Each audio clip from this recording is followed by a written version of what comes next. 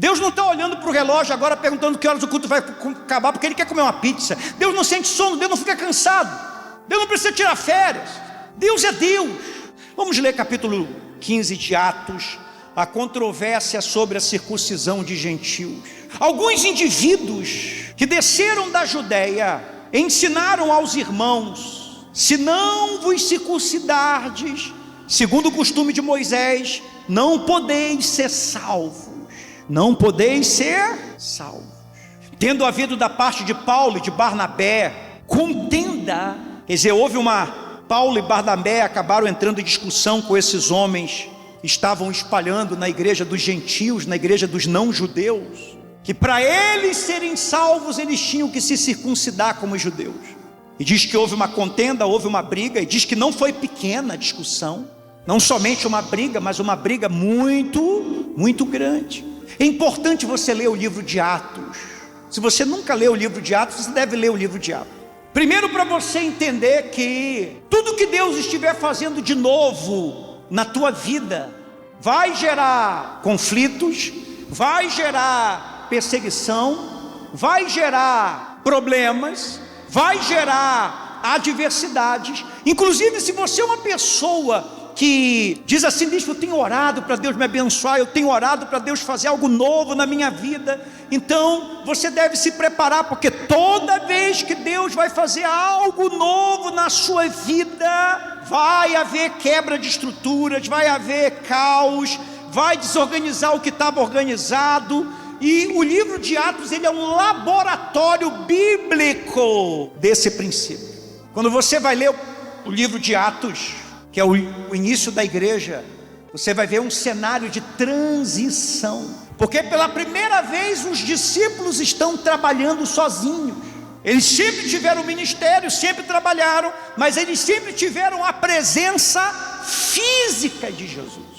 E sempre que eles estavam brigando entre eles, ou que eles estavam cometendo erros, ou que eles estavam sendo usados pelo diabo, ou que estava tendo algum problema, alguma adversidade, eles tinham Jesus ali para falar com eles e corrigir eles imediatamente. Agora, pela primeira vez, eles estavam sozinhos.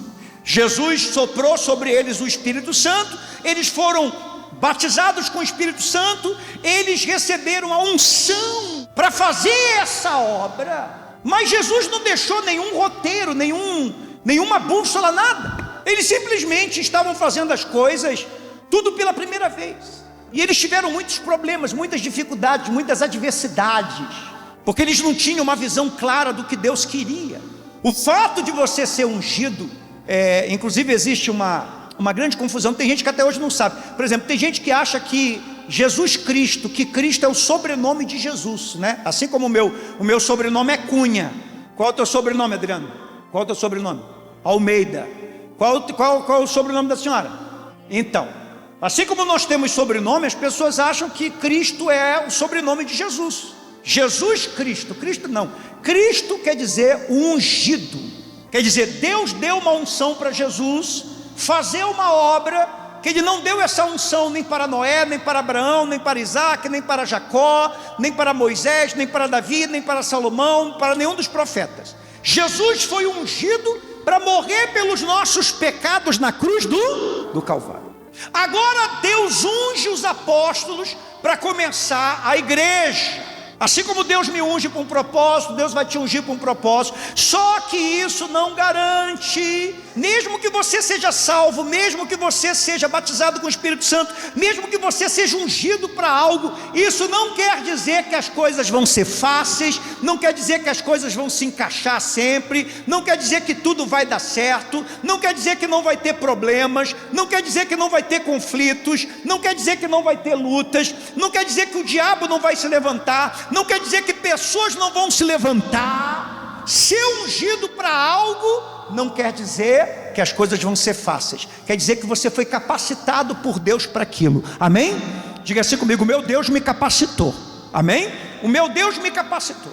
Se você está casado, você tem que crer que você foi ungido para esse casamento, você foi capacitado para esse casamento. Se você tem filhos, você foi capacitado para ter filhos. Se você tem um negócio, você foi capacitado para esse negócio. Se aquilo que você está fazendo, você tem que crer que Deus te deu unção para você fazer aquilo.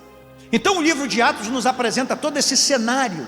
No capítulo 1 a gente já vê o primeiro erro dos apóstolos. Os apóstolos cometeram erros, falhas. Se você for ler o primeiro capítulo do livro de Atos, você vai ver que como Judas tinha se suicidado, eles eram 12 e agora eles eram só 11. E Jesus não deixou nada claro. Jesus subiu ao céu, mas teve muita coisa que ele não falou.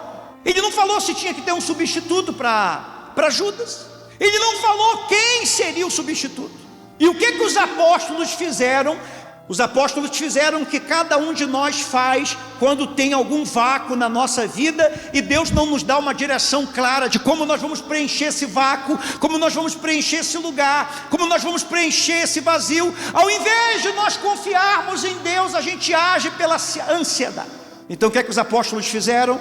Tiraram sorte, chamaram aqueles que eram do grupo deles, da panelinha deles, aqueles que serviam eles, aqueles que eles conheciam, aqueles que tinham andado com Jesus durante também muito tempo, e eles simplesmente tiraram sorte. Vamos ver aqui qual é o nome que vai cair. Jogaram para o alto, caiu o nome de Matias. Eles falaram: pronto, esse aqui é o 12º apóstolo. Matias é a pessoa que Deus escolheu para ser o apóstolo no lugar de Judas. Lá na frente você vê que Deus não escolheu Matias, Deus escolheu Paulo. Então você vê no livro de Atos, Deus trabalhando através dos apóstolos, Deus trabalhando através dos... E você vê Deus trabalhando fora dos apóstolos. Deus trabalha através dos apóstolos, Deus trabalha fora dos apóstolos. Porque você não pode prender Deus em lugar nenhum. Você não pode prender Deus a lugar nenhum. Não adianta você fazer uma casa para Deus, que Ele não vai ficar ali. Deus está aqui enquanto nós estamos aqui. Depois que a gente terminar esse culto, apagar as luzes, fechar a porta da igreja, você acha que Deus vai ficar aqui na igreja, esperando o pastor de manhã abrir a igreja? Imagina, cada um vai embora para casa e Deus fica aqui. Poxa, tem que ficar aqui, poxa, fecharam a igreja 9h30. Agora o pastor Alex só vai abrir a igreja 7 da manhã. Vou ter que ficar aqui preso, na minha casa, essa aqui fechada. Aliás, uma casa que eu não mando, fecha a hora que eles querem, abre a hora que eles querem. Não. Deus não ficou preso no tabernáculo de Moisés, Deus não ficou preso no tabernáculo de Davi, Deus não ficou preso no templo de Salomão, nem no segundo templo, nem no templo de Herodes. Deus não vai ficar preso, Deus não vai ficar preso no conservadorismo, nem em nenhuma ideologia, nenhuma teologia, nada. Sempre terá algo que nós não vamos conseguir explicar sobre Deus. Porque Deus não está preso a nada, nem a ninguém, nem a mesmo as suas próprias leis. Ele cria a lei da gravidade, Ele quebra. Ele diz que Ele não se arrepende, Ele se arrepende. Ele diz que Ele não volta atrás, Ele volta atrás, porque Ele é o único que pode quebrar suas próprias leis. Porque se a lei que Deus dá, Ele não pode quebrar, então Ele não é Deus. As leis são Deus. Por isso que quando Jesus veio, Jesus curava no dia de sábado, Jesus fazia o que muitos não faziam no dia de sábado, e quando vieram questionar Ele, mas não pode a lei de Moisés, Ele disse: eis aquele que é maior que Moisés. Quando você lê o livro de Atos, você lê um Deus que não está preso em nenhuma bolha. Se Ele não estava preso antes, Ele não está preso agora. Nós temos um Deus que não se comporta. Nós temos um Deus que não dá para você domesticar. Nós temos um Deus que Ele é soberano. Nós temos um Deus que Ele já existia antes da luz, antes do céu, antes do universo, antes de tudo, antes de tudo. Nós temos um Deus que não vai se encaixar em nada, não vai se prender em nada. Ele é Deus e Ele faz o que Ele quer. Esse é o nosso Deus. Os apóstolos dizem: Matias. Deus olha e fala assim: eu vou pegar quem é a pior pessoa que tem no momento. Ele olha para Paulo, que é um assassino de cristão. Ele fala pessoalmente com esse assassino de cristão, derruba ele do cavalo, liberta ele, batiza ele com o Espírito Santo, e ele coloca Paulo no lugar de Judas. Paulo se torna o 12º apóstolo, não escolhido pelos apóstolos. Paulo não foi escolhido pelos apóstolos, nem pela igreja. Ele foi escolhido por quem? Os apóstolos nunca escolheriam Paulo, mas Deus escolheria. Se os apóstolos têm mais poder sobre a igreja do que Deus, então Deus não é Deus, os apóstolos são Deus. Então quando você lê a Bíblia, você vê um Deus que Ele não se comporta bem, Ele não se encaixa em nada, em nenhum lugar, nada.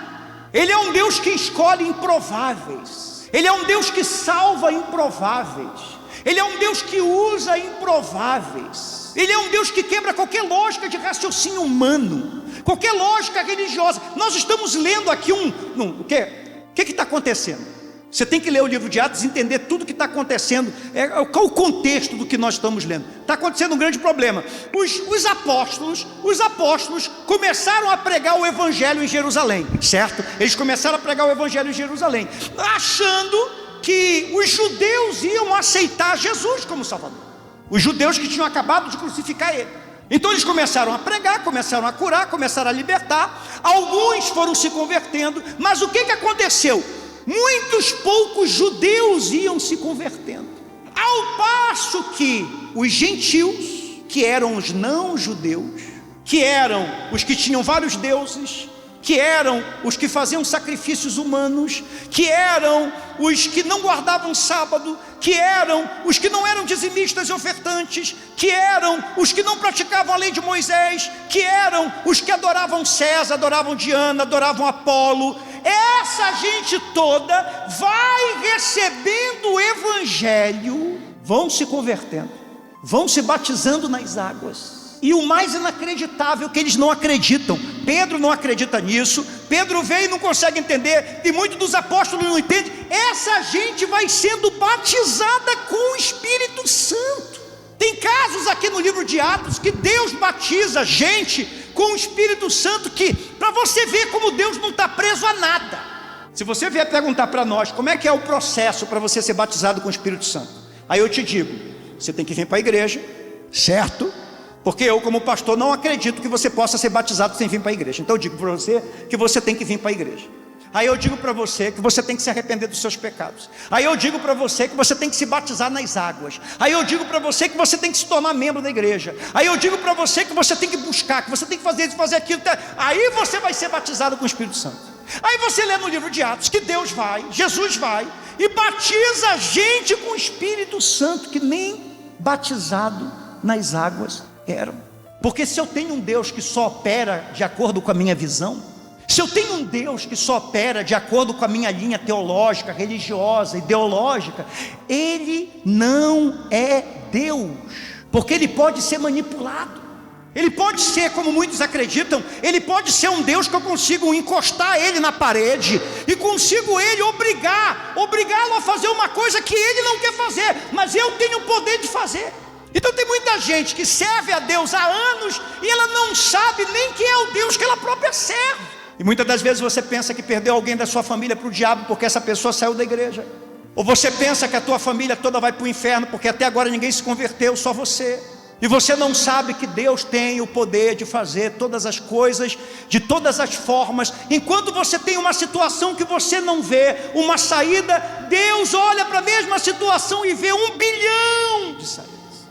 Enquanto você está preocupado com o boleto que você tem que pagar amanhã, enquanto você está preocupado com o teu problema, nós temos um Deus que Ele é eterno. Deus falou para Abraão, Abraão, tu vai ter filhos, tu vai ter um filho que vai gerar filhos, vai ter uma nação, o teu povo vai entrar no Egito e vai ficar no Egito por 400 anos, mas depois de 400 anos eu vou lá no Egito, eu vou levantar alguém lá no Egito e eu vou tirar o teu povo do Egito, e esse povo que entrou lá no Egito e ficou lá 400 anos, vão sair com grandes riquezas.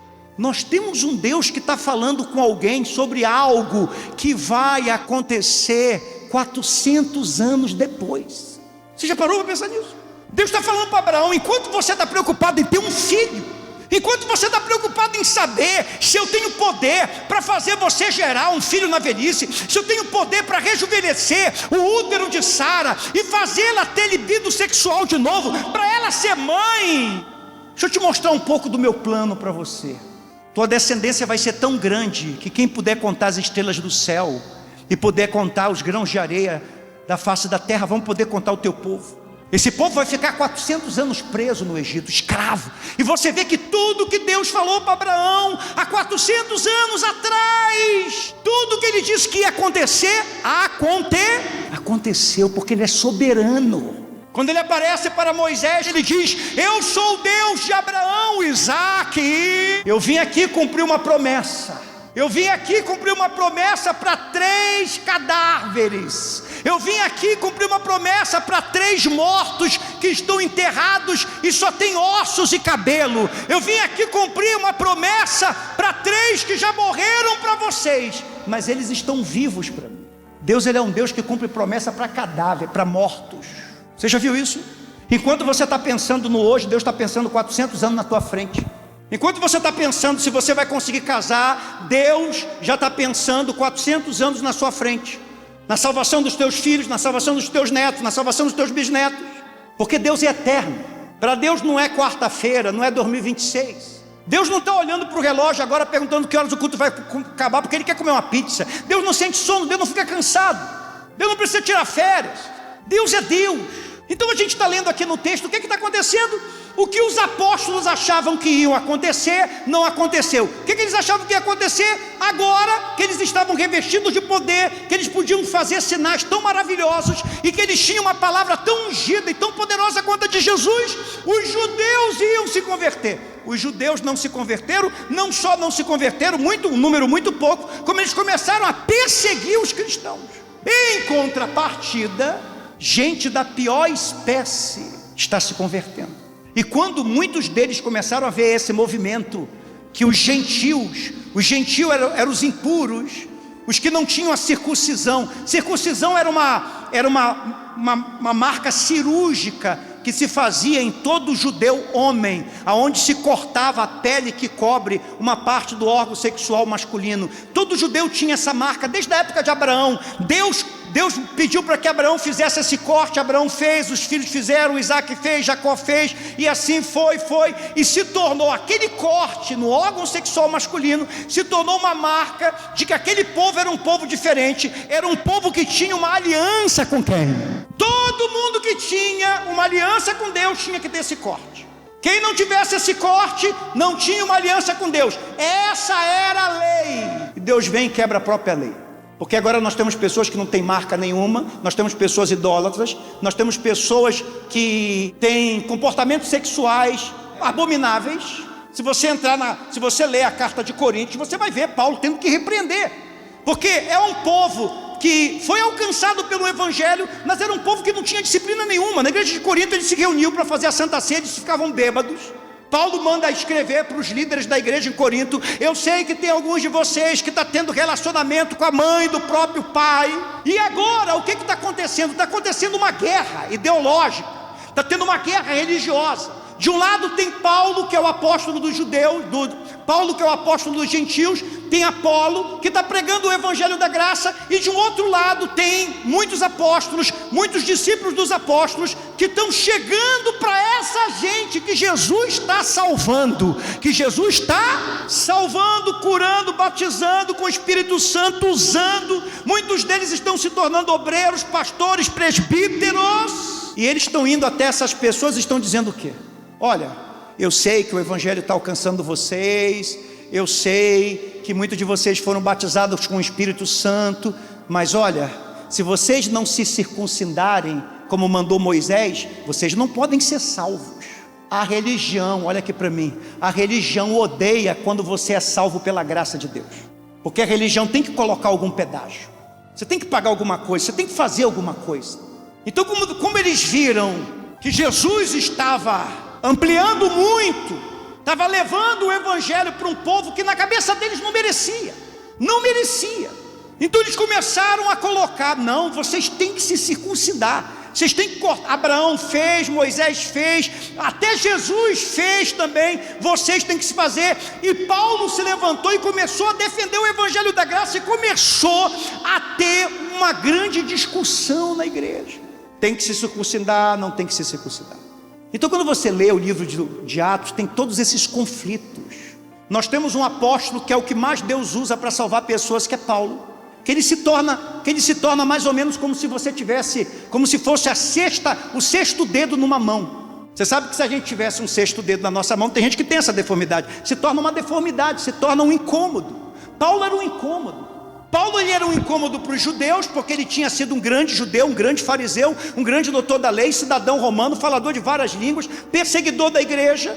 E agora que ele se converteu a Jesus, ele não é aceito pelo judaísmo. E agora que ele se converteu a Jesus, ele não é aceito pelos próprios apóstolos da igreja. Todos olham ele meio com desconfiança. E o Paulo muitas das vezes tem que passar anos e anos e anos vivendo uma vida solitária. Aliás, abrindo parênteses, se você quer ser uma pessoa, quem quer ser uma pessoa muito usada por Deus, levante as mãos. Se você quer ser muito usada por Deus, se prepare para ser contraditório. Se prepare para não se encaixar nem lá e nem cá. Se você quer ser uma pessoa usada por Deus, se prepare, porque toda pessoa que Deus usa, Ele faz com que essa pessoa tenha períodos de solidão. Se você é uma pessoa que Deus quer usar, muitas pessoas que você ama vão te decepcionar.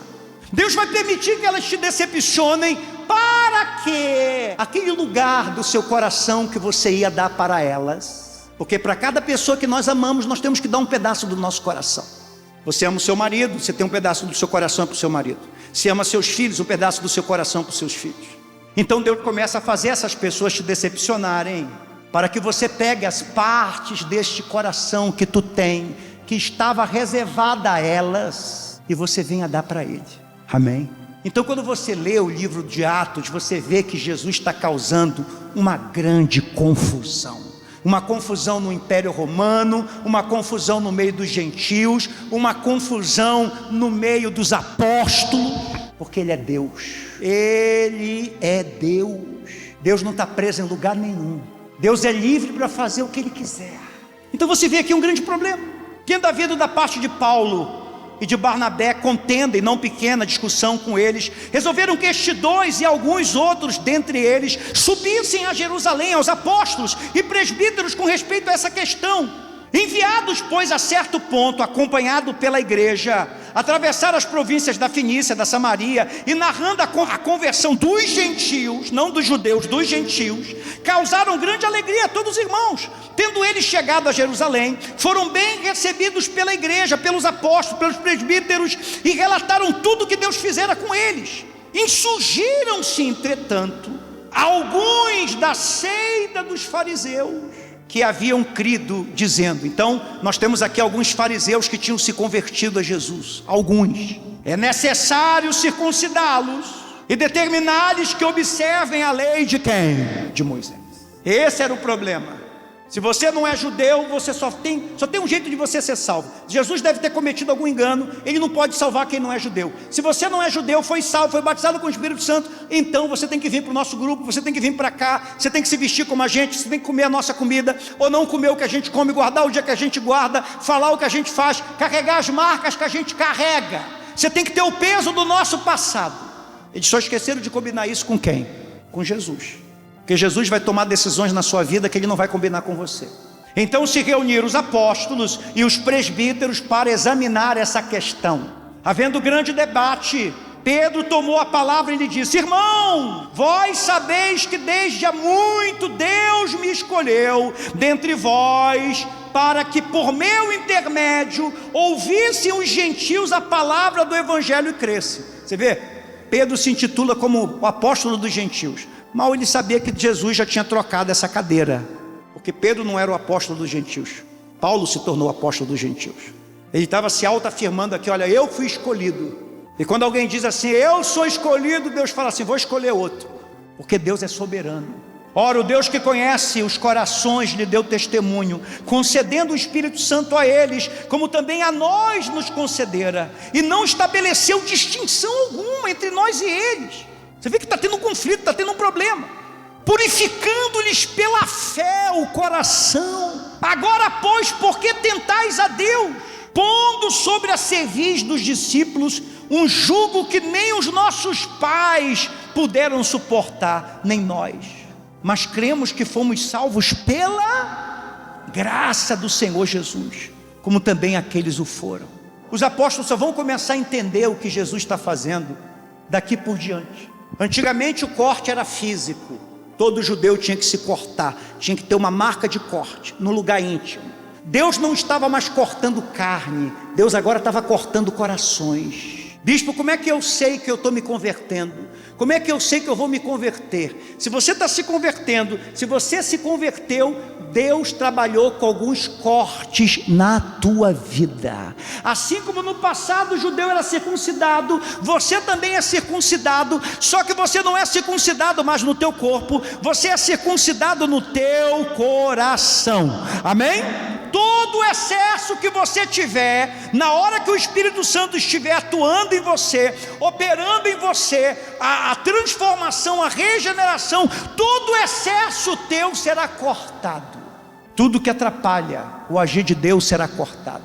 Tudo que você tem que não agrada a Deus será cortado.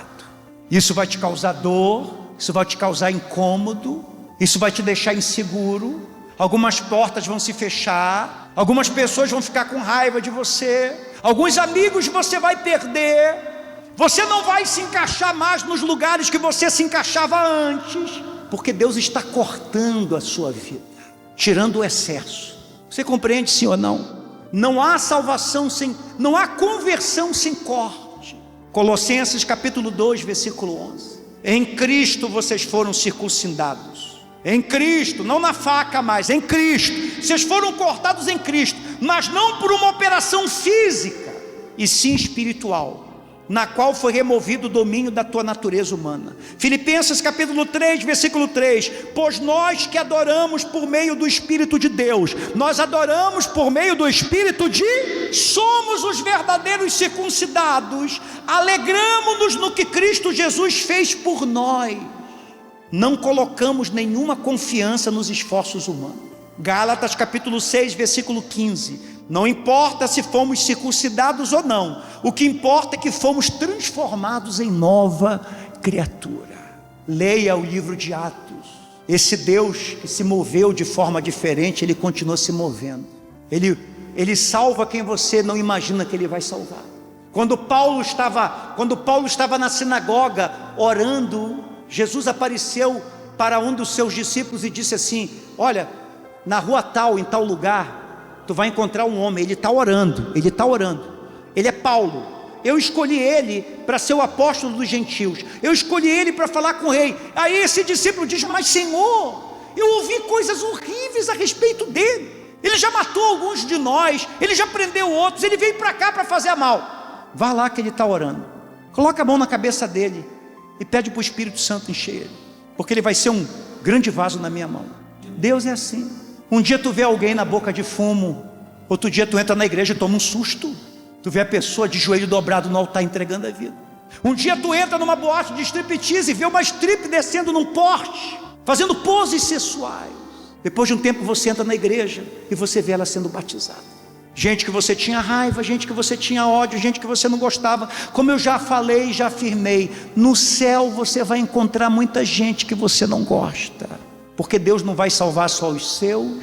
Não tem um céu da tua igreja lá, não vai ter um céu batista, não vai ter um céu assembleiano, não vai ter um céu quadrangular, não vai ter um céu universal, não vai ter um céu do santuário, vai ter um céu de Deus. Por isso que essas pessoas ficam na internet discutindo teologia, discutindo, já fazem centenas de anos, e eles mostram na Bíblia: olha, uma vez salvo, salvo para sempre. Aí outro vem e diz: não, tem gente que pode perder a salvação, e Deus fica rindo. Sabe por quê? Porque Ele é Deus, Ele colocou as duas coisas ao mesmo tempo, para que se você não tiver a humildade de dizer: eu prego o Evangelho há 30 anos, há 50 anos, mas tem coisas que eu não compreendo, tem coisas que não tem explicação, tem coisas que eu não sei. Porque se você consegue explicar Deus detalhe por detalhe, Ele deixa de ser Deus. Esse é o Deus que nós servimos.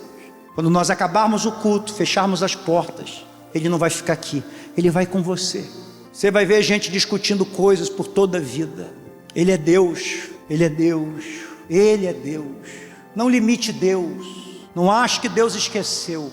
Eu gosto daquela promessa de Isaías que diz: teu nome está cravado na palma das minhas mãos. Você sabe por que Isaías escreveu isso? Porque naquela época os escravos tinham o nome dos seus senhores gravado nas mãos. Se você fosse escravo naquela época, tu tinha o nome do teu dono na palma das tuas mãos. Só que Deus faz o contrário. Ele diz: olha, eu tenho o teu nome cravado nas minhas mãos. Porque Deus inverte toda a lógica do mundo. Quem você chama de sábio, Deus chama de louco. Quem você chama de tolo, Deus chama de sábio. Quem você chama de último, Deus chama de primeiro. Quem você chama de primeiro, Deus chama de último. Quem você diz que é, Deus diz não é. Quem você chama de influente, Deus diz aqui: você não tem nenhuma influência. Tem uma visão maior do Deus que você serve. Isso traz mais confiança, paz e esperança para o teu coração. Faz com que você durma até nas noites mais difíceis. Porque às vezes na nossa vida está tudo desmoronando, está tudo fora do controle. Mas Ele tem tudo no controle. Depois de um tempo você vai vendo que cada peça foi se encaixando. Não viva a sua vida, pelo que uma pessoa tem de Deus. Porque Deus tem um propósito diferente para você. Para Isaac Ele diz: não vá para o Egito. Isaac queria ir para o Egito, Deus falou: não vá. Isso não é para você. Isso é para o neto que você vai ter daqui a alguns anos, que você nem vai estar vivo. Você nem vai estar vivo. Mas você vai ter um neto, e esse neto vai ter que ir para o Egito. Você não, eu quero que fique aqui em Gerar. Nós temos que estar tão debaixo da vontade de Deus, a ponto de saber se temos que ir ou se temos que ficar. Seu pastor não sabe, o profeta não sabe, o obreiro não sabe, o presbítero não sabe, a tua igreja não sabe, só Deus sabe. Por isso que você tem que buscar nele. Não tome decisões pessoais em cima de uma visão de alguém. Deus sabe o que você tem que fazer. Deus sabe se você tem que arrumar as malas e ir embora. Deus sabe se você tem que ficar e confiar nele. Ele tem a resposta para tudo, porque somente Ele é Deus.